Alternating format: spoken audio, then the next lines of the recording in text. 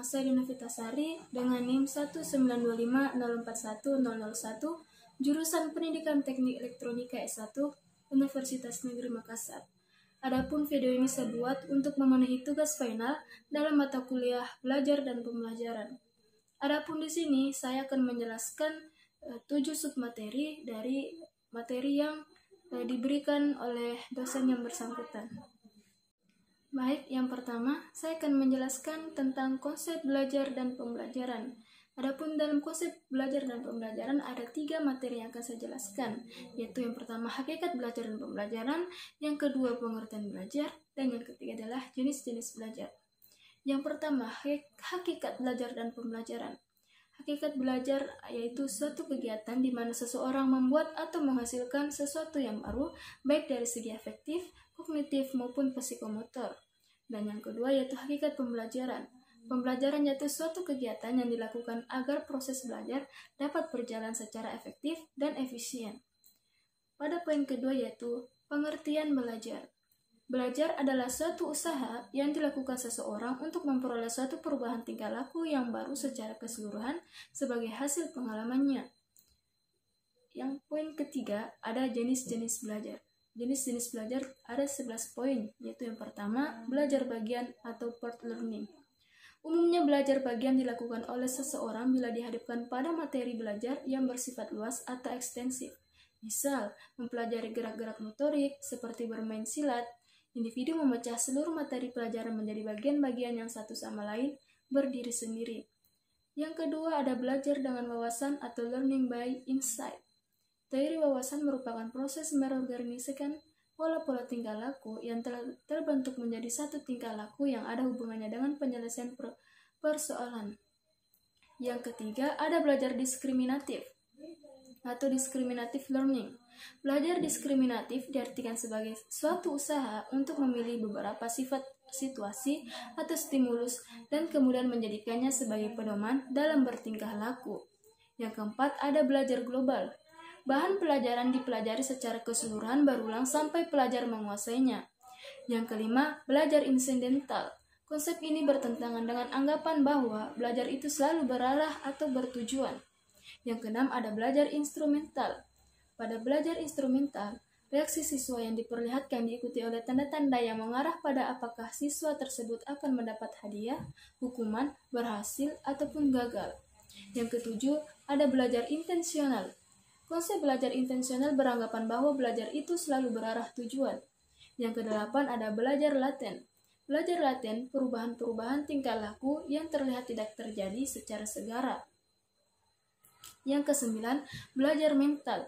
Perubahan tingkah laku yang terjadi tidak nyata terlihat, melainkan hanya berupa perubahan proses kognitif karena ada bahan yang dipelajari.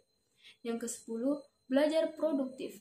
Belajar produktif sebagai belajar dengan transfer yang maksimum. Dan yang terakhir ada belajar verbal, belajar mengenai materi verbal melalui latihan dan ingatan. Baik, adapun materi yang kedua yang akan saya jelaskan yaitu tentang kebijakan tentang konsep belajar dan pembelajaran. Adapun kebijakan tentang konsep belajar dan pembelajaran di sini yaitu membahas tentang undang-undang yang berpengaruh pada kebijakan tentang konsep. Yang pertama yaitu ada Undang-Undang RI Nomor 20 Tahun 2003 tentang Sistem Pendidikan Nasional. Pasal 1 dinyatakan bahwa konsep pembelajaran adalah suatu interaksi antara peserta didik dengan pendidik dan sumber belajar pada suatu lingkungan belajar. Ketentuan ini membawa implikasi terjadi proses pembelajaran berbasis aneka sumber yang memungkinkan terciptanya suatu situasi pembelajaran yang hidup dan menarik. Adapun undang-undang yang kedua yaitu PP Nomor 19 Tahun 2005 tentang Standar Nasional Pendidikan (SMP), bahwa proses pembelajaran pada suatu pendidikan diselenggarakan secara interaktif, inspiratif, menyenangkan, menantang, memotivasi peserta didik untuk berpartisipasi aktif, serta memberikan ruang yang cukup bagi prakarsa, kreativitas, dan kemandirian sesuai dengan bakat, minat, dan perkembangan fisik, serta psikologis peserta didik. Sebelum undang-undang dan PP yang dijelaskan di atas, konsep pembelajaran yang diundangkan dunia pendidikan sekolah masih mengenal konsep teaching, pengajaran. Konsep pengajaran terlalu Teacher orientasi atau berorientasi ke guru, yang dimaksud guru satu-satunya sumber informasi. Komunikasi berjalan satu arah dari guru ke siswa, sedangkan konsep pembelajaran dalam praktiknya kebalikan dari konsep pengajaran. Kemudian menerapkan proses pembelajaran seperti yang diamanatkan di dalam dua ketentuan yuridis tersebut, Undang-Undang Sisdiknas Nomor 20 Tahun 2003 dan PP Nomor 19 Tahun 2005. Belajar merupakan usaha seseorang untuk membangun pengetahuan dalam dirinya. Panen P 2001 tanda titik 242. Dalam proses belajar, terjadi perubahan dan peningkatan mutu, kemampuan, pengetahuan, dan keterampilan siswa baik dari segi kognitif, psikomotorik, maupun afektif. Pembelajaran adalah satu kegiatan yang dilakukan guru sedemikian rupa sehingga tingkah laku siswa berubah ke arah yang lebih baik. Pembelajaran learning didefinisikan sebagai pengaruh permanen atas perilaku, pengetahuan, dan keterampilan berpikir yang diperoleh melalui pengalaman. Pembelajaran melibatkan perilaku akademik dan non-akademik. Pembelajaran berlangsung di sekolah dan di mana saja di seputar dunia anak. Baik teman-teman, adapun materi yang ketiga yaitu tentang model pembelajaran berdasarkan Permendikbud dalam K13. Di sini ada 4 poin, yaitu yang pertama ada syntax model discovery learning, yang kedua ada syntax model inquiry learning, yang ketiga ada syntax model problem based learning, dan yang keempat yaitu ada syntax tahapan model pembelajaran. Baik, saya di sini akan menjelaskan poin per poin dalam model pembelajaran berdasarkan Permendikbud dalam K13. Yaitu yang pertama, syntax model discovery learning, yaitu memiliki poin yang pertama, pemberian rangsangan atau stimulation. Yang kedua, pernyataan atau identifikasi masalah atau problem statement. Yang ketiga, pengumpulan data atau data collection. Yang keempat, pembuktian atau verification. Yang kelima, yaitu menarik kesimpulan atau generalisasi atau generalization. Poin yang kedua yaitu syntax model atau inquiry learning. Di sini poinnya yaitu orientasi masalah, pengumpulan data dan verifikasi, pengumpulan data melalui eksperimen, pengorganisasian dan formulasi eksplanasi, kemudian analisis proses inquiry. Kemudian yang ketiga yaitu ada syntax model problem based learning. Poinnya yaitu mengidentifikasi masalah. Yang kedua, menetapkan masalah melalui berpikir tentang masalah dan menyelesaikan informasi-informasi yang relevan. Kemudian yang ketiga, mengembangkan solusi melalui pengidentifikasian alternatif-alternatif, tukar pikiran, dan mengecek perbedaan pandang. Kemudian, melakukan tindakan strategis. Yang kelima, yaitu melihat ulang dan mengevaluasi pengaruh-pengaruh dari solusi yang diberikan. Kemudian, model pembelajaran yang terakhir yaitu syntax atau tahapan model pembelajaran. Poin-poinnya yaitu yang pertama, project based learning. Yang kedua, penentuan pertanyaan mendasar atau start with the essential question. Kemudian yang ketiga, mendesain perencanaan proyek, menyusun jadwal atau create a schedule. Kemudian memonitor peserta didik dan kemajuan proyek atau monitor the students and the progress of the project. Kemudian menguji hasil atau assess the outcome. Kemudian mengevaluasi pengalaman atau evaluasi the experience.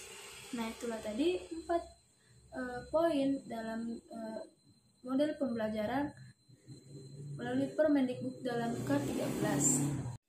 Baik, materi keempat yaitu ada konsep belajar. Teori-teori belajar terbagi atas 2 poin, yaitu yang pertama, poin yang pertama yaitu belajar sebagai suatu proses berfokus pada apa yang terjadi ketika belajar berlangsung. Itu poin yang pertama. Kemudian poin yang kedua yaitu teori belajar adalah upaya untuk menggambarkan bagaimana orang dan hewan belajar, sehingga membantu kita memahami proses yang kompleks dalam pembelajaran. Kemudian kita melangkah pada macam-macam teori belajar. Nah, macam-macam teori belajar itu terdapat 3 kategori utama, yaitu pertama teori belajar behaurisme, yaitu hanya berfokus pada aspek objektif diamati pembelajaran. Kemudian teori belajar yang kedua yaitu ada teori belajar kognitivisme, yaitu di mana melihat atau melampaui perilaku untuk menjelaskan pembelajaran berbasis otak.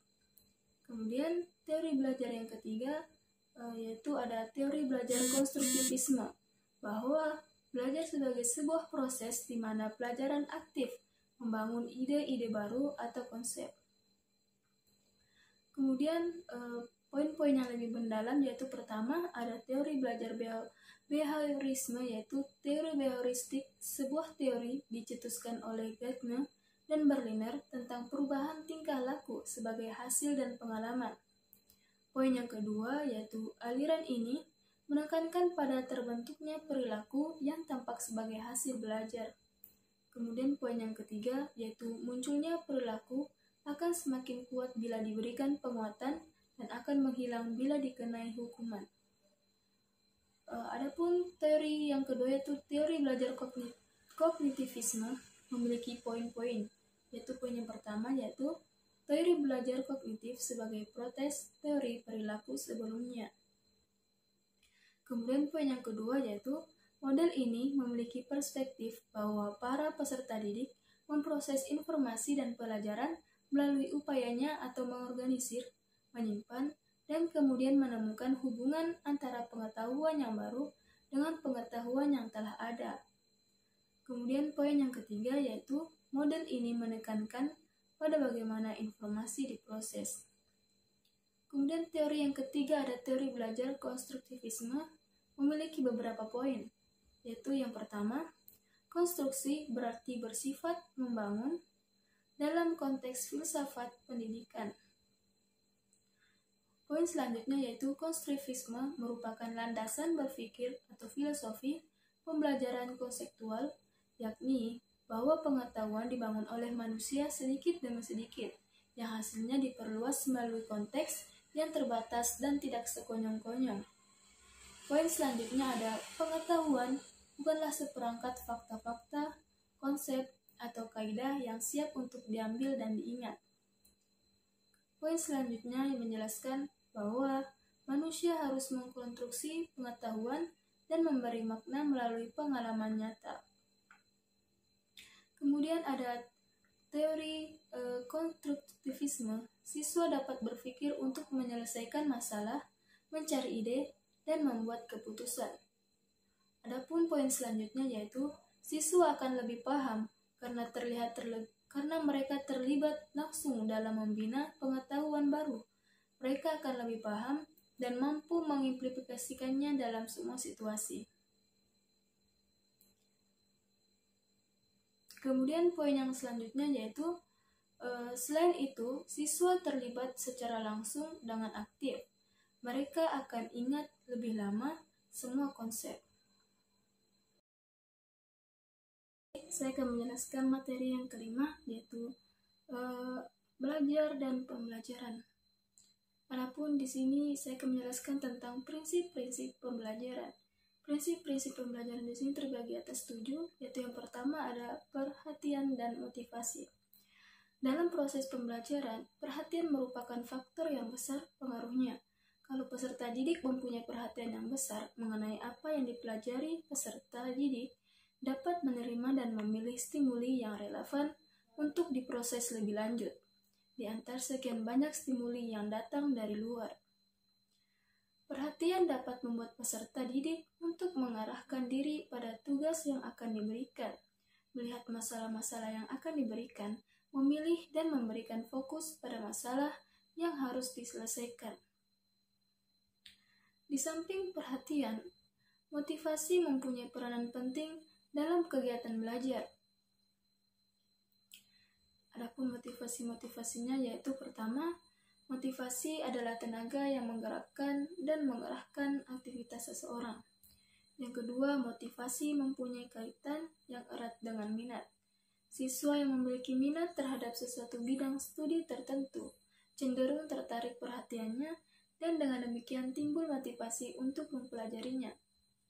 Yang ketiga, motivasi dapat diartikan sebagai tenaga pendorong yang menyebabkan adanya tingkah laku ke arah suatu tujuan tertentu. Yang keempat, adanya tidaknya motivasi dalam diri peserta didik dapat diamati dari observasi tingkah lakunya. Apabila peserta didik mempunyai motivasi, maka akan terjadi yang pertama, bersungguh-sungguh menunjukkan minat, mempunyai perhatian, dan rasa ingin tahu yang kuat untuk ikut serta dalam kegiatan belajar.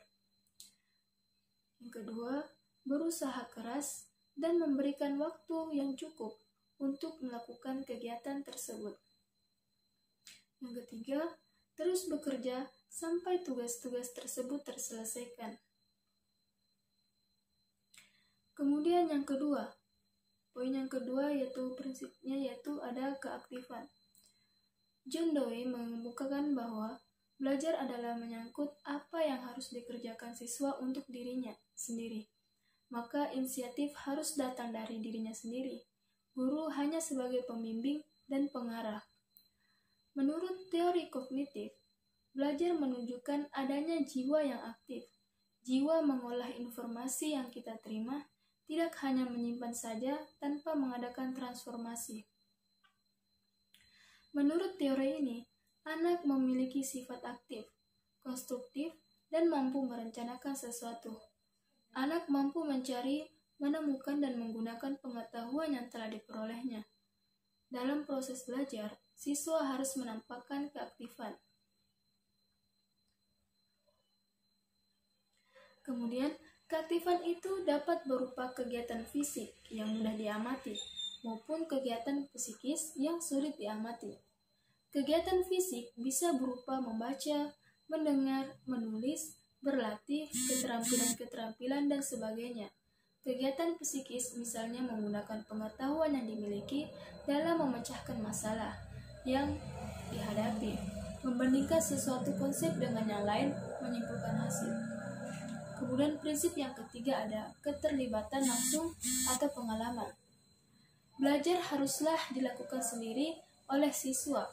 Belajar adalah mengalami dan tidak bisa dilimpahkan pada orang lain. Dalam belajar, efektif adalah melalui pengalaman langsung siswa, tidak hanya mengamati, tetapi ia harus menghayati, terlibat langsung dalam perbuatan dan bertanggung jawab terhadap hasilnya. Pembelajaran yang efektif adalah pembelajaran yang menyediakan kesempatan belajar sendiri atau melakukan aktivitas sendiri. Dalam konteks ini, siswa belajar sambil bekerja, karena dengan bekerja, mereka memperoleh pengetahuan, pemahaman, pengalaman, serta dapat mengembangkan keterampilan yang bermakna untuk hidup di masyarakat. Pembelajaran itu akan lebih bermakna jika siswa mengalami sendiri apa yang dipelajarinya, bukan mengetahui dari informasi yang disampaikan guru. Adapun modus pengalaman belajar, yaitu yang pertama 10% dari apa yang kita baca, 20% dari apa yang kita dengar, 30% dari apa yang kita lihat, 50% dari apa yang kita lihat dan dengar, 70% dari apa yang kita katakan, dan 90% dari apa yang kita katakan dan lakukan. Hal ini ada kaitannya dengan pendapat seorang filosof Cina, Confucius, bahwa apa yang saya dengar, saya lupa, apa yang saya lihat, saya ingat, dan apa yang saya lakukan, saya paham. Dari kata-kata bijak ini, kita dapat mengetahui betapa pentingnya keterlibatan langsung dalam pembelajaran. Kemudian prinsip yang keempat yaitu ada pengulangan. Dalam proses belajar, semakin sering materi pelajaran diulangi, maka semakin ingat dan melekat pelajaran itu di dalam diri seseorang. Mengulang besar pengaruhnya dalam belajar, karena dengan adanya pengulangan, bahan yang belum begitu dikuasai serta mudah terlupakan akan tetap tertanam dalam otak seseorang. Kemudian, prinsip yang kelima ada tantangan. Menurut teori ini, belajar adalah berusaha mengatasi hambatan-hambatan untuk mencapai tujuan, agar pada diri anak timbul motif yang kuat untuk mengatasi hambatan dengan baik, maka bahan pelajaran harus menentang. Tantangan yang dihadapi membuat siswa bersemangat untuk mengatasinya. Bahan pelajaran yang baru yang banyak mengandung masalah yang perlu dipecahkan membuat siswa tertentang untuk mempelajarinya. Penggunaan metode eksperimen, inquiry discovery, juga memberikan tantangan bagi siswa untuk belajar secara lebih giat dan sungguh-sungguh. Kemudian prinsip yang keenam yaitu balikan dan penguatan. Siswa akan belajar lebih semangat apabila mengetahui dan mendapat hasil yang baik. Apabila hasilnya baik, akan menjadi baikan yang menyenangkan dan berpengaruh baik bagi usaha belajar selanjutnya. Namun dorongan belajar itu tidak saja dari penguatan yang menyenangkan, tetapi juga yang tidak menyenangkan, atau adanya penguatan positif maupun negatif dapat memperkuat belajar. Kemudian prinsip yang terakhir yaitu perbedaan individual. Perbedaan individual ini berpengaruh pada cara dan hasil belajar siswa. Karenanya, perbedaan individu perlu diperhatikan oleh guru dalam upaya pembelajaran. Sistem pendidikan klasik kurang memperhatikan masalah perbedaan individual. Umumnya, pelaksanaan pembelajaran di kelas dengan melihat siswa sebagai individu dengan kemampuan rata-rata, kebiasaan yang kurang lebih sama, demikian pula dengan pengetahuannya. Kemudian, materi yang keenam yaitu ada pembelajaran kooperatif. Yang pertama yaitu strategi pembelajaran kooperatif. Pengertian pembelajaran kooperatif. Nah, pengertian dari pembelajaran kooperatif yaitu pembelajaran kooperatif atau cooperative learning secara etimologi mempunyai arti belajar bersama antara dua orang atau lebih.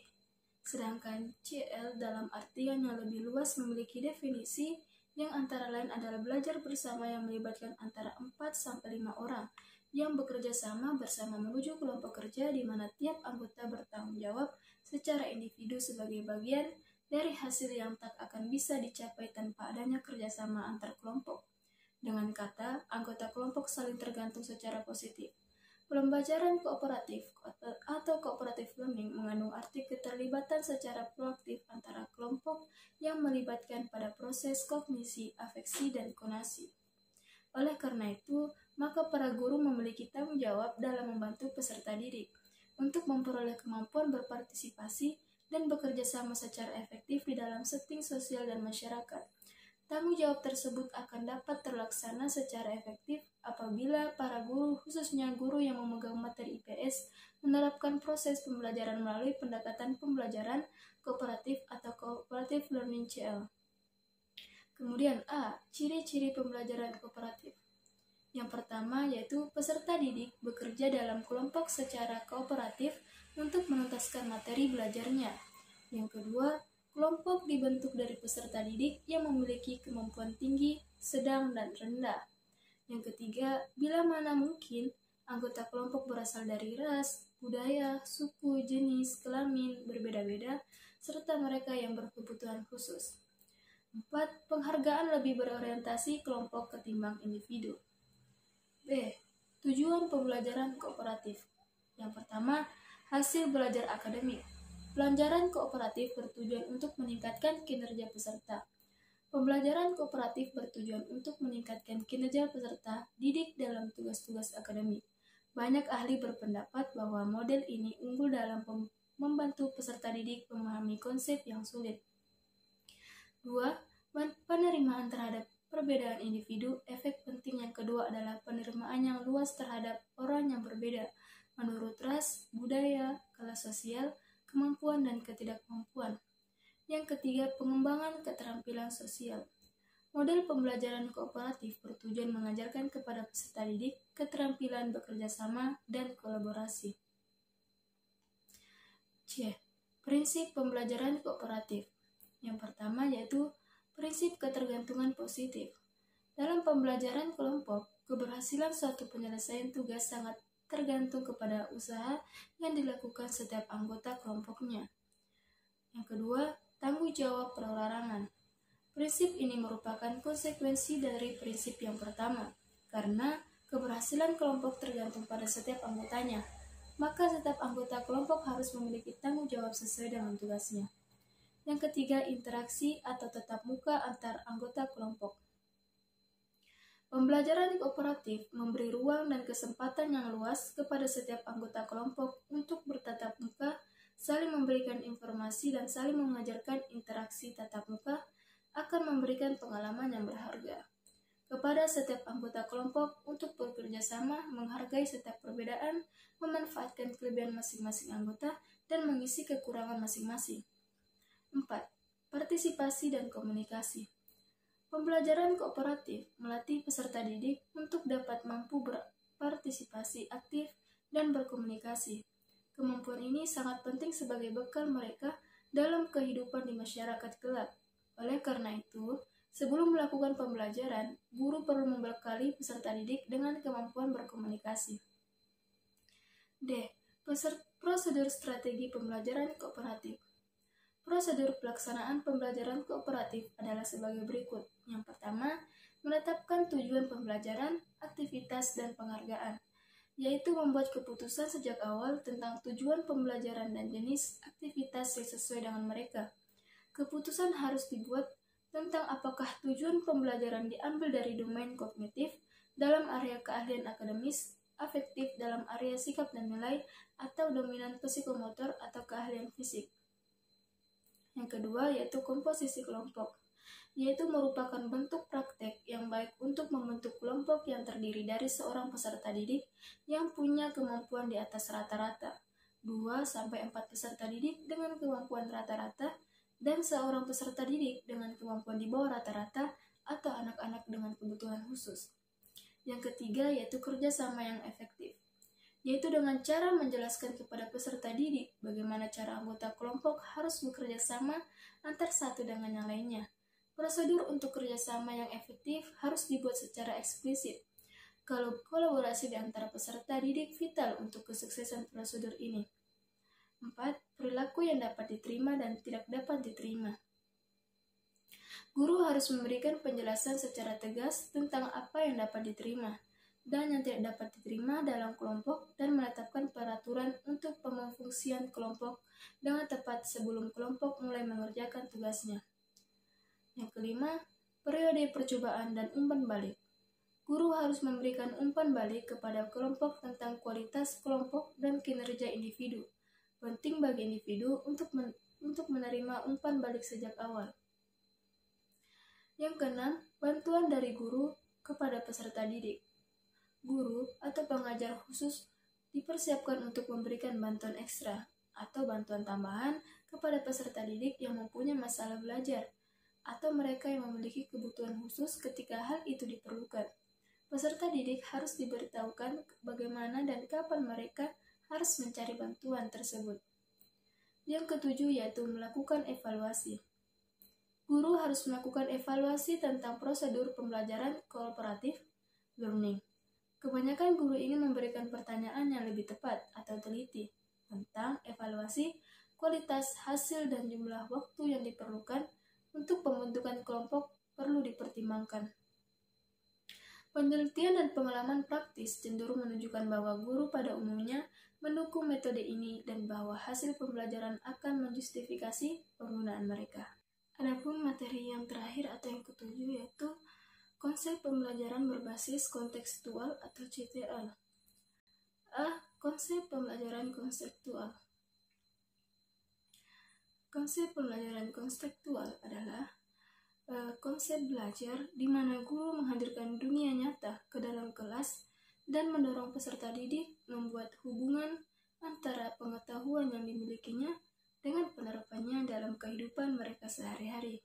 Sementara peserta didik memperoleh pengetahuan dan keterampilan dari konteks yang terbatas, sedikit demi sedikit, dan dari proses mengkonstruksi sendiri sebagai bekal untuk memecahkan masalah dalam kehidupannya sebagai anggota masyarakat.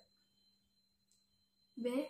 Karakteristik pembelajaran konseptual, yaitu yang pertama melakukan hubungan yang bermakna, yang kedua melakukan kegiatan-kegiatan yang signifikan, yang ketiga belajar yang diatur sendiri, yang keempat bekerja sama, yang kelima berpikir kritis dan kreatif, yang keenam mengasuh atau memelihara pribadi peserta didik, yang ketujuh mencapai standar yang tinggi.